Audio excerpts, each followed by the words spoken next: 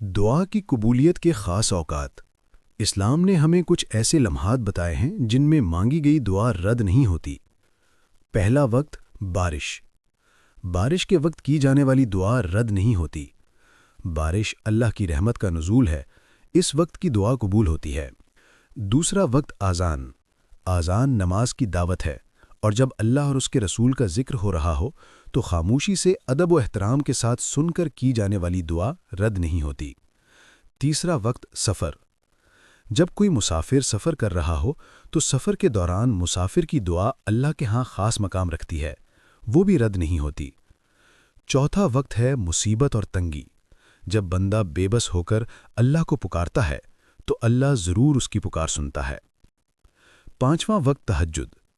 رات کا آخری حصہ دعا کی قبولیت کا سب سے افضل وقت ہے۔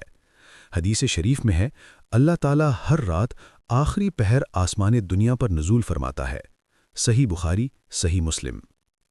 چھٹا، جمعے کے دن ایک خاص گھڑی ہے۔ جمعے کے دن ایک ایسا لمحہ ہے جس میں دعا ضرور قبول ہوتی ہے۔ زیادہ قوی قول عصر کے بعد مغرب سے پہلے۔ روزہ افطار کے وقت۔ روزے دار کی دعا افطار کے وقت رد نہیں ہوتی۔